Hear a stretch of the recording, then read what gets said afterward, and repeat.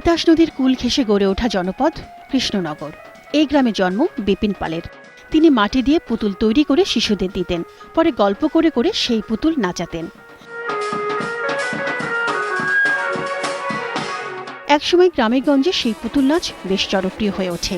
নতুন বছর, ফসল কাটার মৌসুম, নবান্ন সহ সব উৎসবে ছোটদের পাশাপাশি পুতুল নাচ দেখতে ভিড় জমাতেন বড়রাও।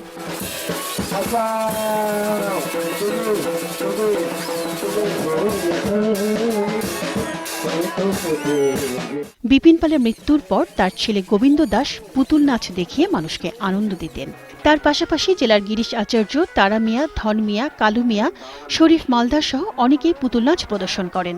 প্রথমে বানাচ্ছিলেন মাটি দেওয়ার পর আস্তে আস্তে কমানো উন্নতির দিকে করতে করতে বাঁশ, কাঠ, খড়ি, গোবর দিয়ে তিনি তৈরি করলেন এবং নাচানোর মতো যোগ্য করে বাড়ি কম।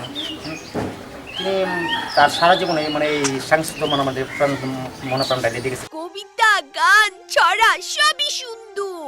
পাপেট নিয়ে দীর্ঘদিন ধরে কাজ করেন শিল্পী মোস্তফা মনোয়ার। পারুল, বাউল তার পাপেটের অন্যতম সব চরিত্র। মোস্তফা মনোয়ারের মতে, পুতুল নাচের মধ্য দিয়ে শিশুদের আনন্দ দেওয়ার পাশাপাশি সচেতন করা সম্ভব।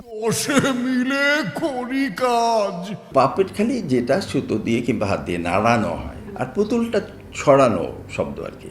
যা যা তোমার শৈল্পিক ইচ্ছা আছে একটার মধ্যে আনা যায়। বাচ্চারা পাপেটের কথা অনেক বেশি শোনে, এমনকি বাবা মা যা বলছে তার চেয়েও পাপেটের ওখান থেকে যা শুনেছে সেটা বেশি মনে রাখে। সবাই সচেতন হলে পুতুল নাচ ফিরে পাবে হারানো ঐতিহ্য আর হয়ে উঠবে লোক মনোরঞ্জনের অন্যতম মাধ্যম। এত বছর ধরে এই কৃষি প্রধান দেশে কৃষকরা যা করেছে সেটাই তো আমাদের কালচার এসেছে।